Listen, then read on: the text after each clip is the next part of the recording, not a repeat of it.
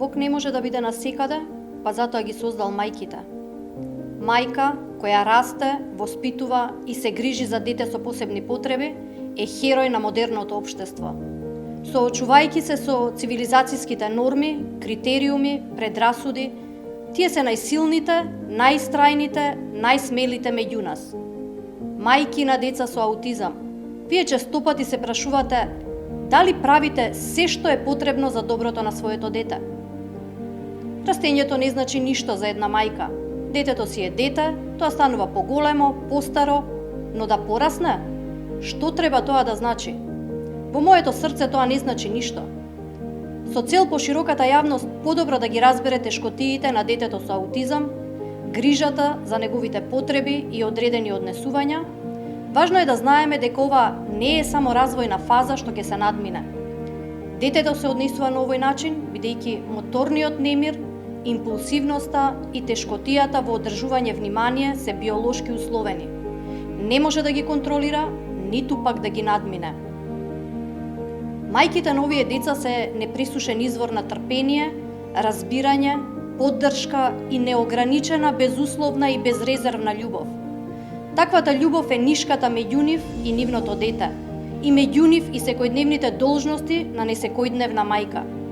Нивната предпазливост, секој нивен страф, болка, несреќа и тага е исто толку голема колку и нивната љубов. Навикнати се да ги премолчуваат тие нешта, оти нашето општество не е вистински подготвено да го слушне нивниот глас.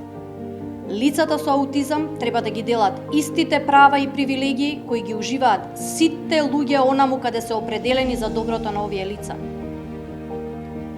Овие права треба да бидат зголемени, заштитени и определено законодавство треба да обезбедува правила за нивно остварување во секоја држава. Декларацијата за правата на лица со аутизам повикува институциите да ги признаат и имплементираат правата на овие лица кои подразбираат право да живеат независно. Тоа е базично право на сите луѓе во цивилизирано општество.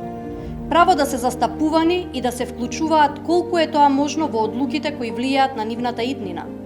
Право на достапно и соодветно образование, сместување, помош и служби за поддршка. Право на ослободеност од страф, закани од погрешен третман. Право да учествуваат и да имаат корист од културата, забавата, рекреацијата и спортот. Право на вработување и вработувањето да ги има во предвид можностите и изборот на поединецот. Последиците да се биде роден со аутизам не треба да вклучуваат отстранување, ослабување или понижување на правата кои ги уживаат сите членови на општеството. Овие права и привилегии треба да се прошират и зголемат за да се осигура дека лицето со аутистичен потенцијал не е задушено од незнаење, страф, бездушност или предрасуди. Унијата на жени на ВМРО ДПМНЕ ќе се заложува на интензивна соработка и помош во сите сфери со цел што побрза и ефективна инклузивност на лицата со аутизам во општеството.